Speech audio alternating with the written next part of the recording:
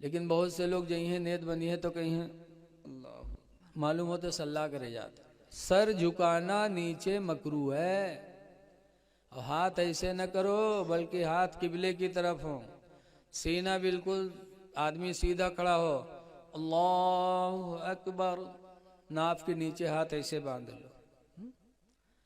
لیکن دیکھا جاتا ہے جب تک ہندوستان میں رہی ہیں تب تک ہی نیت بندی ہے، اور جہاں سعودیہ کے چکر ماری دو ایک دفعہ گئے ہوا سے آئے بس فوراً اللہ اکبر ہیاں بندھی ہیں.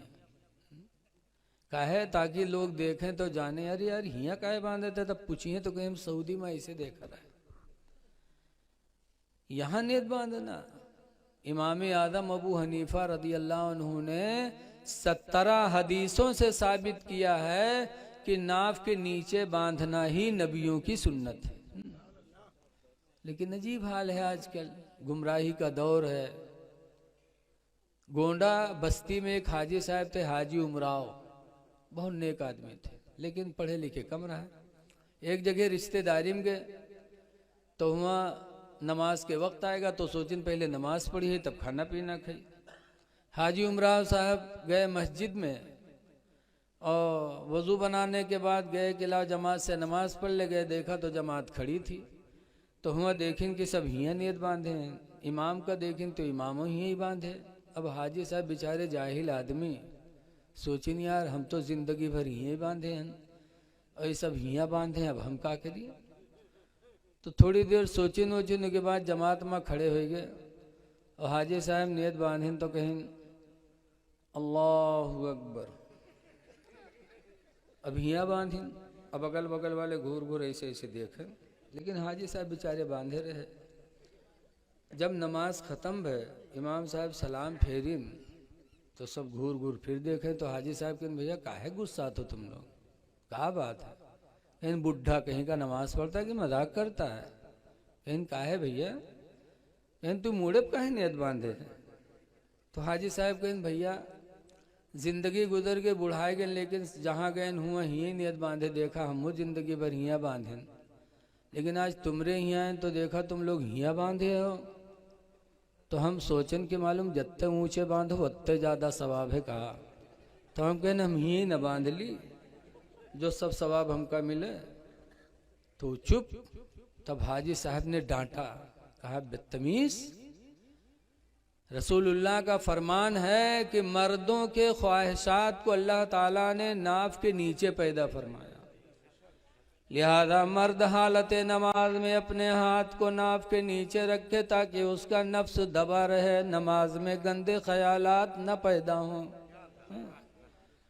اور عورت کے خواہشات کو اللہ نے سینے میں پیدا فرمایا، لہذا عورت حالت نماز میں سینے پر ہاتھ رکھے تاکہ اس کا نفس دبا رہے، نماز میں برے ارادے نہ پیدا ہوں. اور تمرے سینے میں اللہ کا دھی سے جو یہاں باندھے ٹھاڑ. تو آج عجیب حال ہے.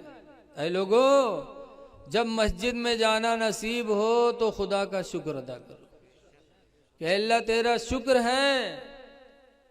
اسی لیے حدیث پاک میں آج بہت سے لوگ مسجد میں جائیں ہیں جمعہ کے دن تو جائیں ہیں پہلے بیٹھ جائیں ہیں، تب بیٹھ کے تب کھڑے ہوئے نماز پڑھی. جا کے مسجد میں بیٹھو نا.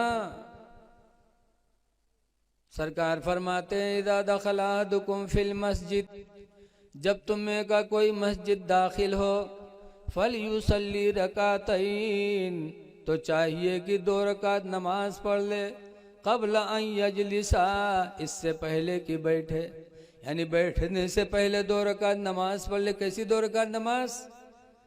تحیت المسجد. تحیت المسجد کا مطلب ہے کہ اے اللہ 2 رکعت نماز پڑھ کر کے دعا مانگے کہ الہی تیرا شکر ہے کہ تو نے اپنے گھر میں آنے کی مجھے توفیق عطا فرما دیا. تحیت المسجد پڑھ لے. لیکن آج ہم لوگ جا کر کے بیٹھتے ہیں پہلے پھر بیٹھ کے کھڑے ہوتے ہیں. ایسا نہیں ہونا چاہیے. لیکن آج افسوس ہے کہ ہمارے لوگن 8 دن مسجد کو پہنچ ہوتے. بولو 8 دن. اب 8 دن بھی نوجوان جو جاتے ہیں تو ایسی نماز پڑھتے ہیں، پینٹ اور شرٹ पैंट और शर्ट पहनेंगे, जुमा में भी। अरे कम से कम नमाज जुमा पढ़ने जाओ तो कुर्ता पैजामा पहन लो, हा? पैंट और शर्ट पहन के जाएंगे, और शर्ट कितना लंबा होता है, जहाँ से ताहम पैंट खत्म होते हुए तक के शर्ट जाते।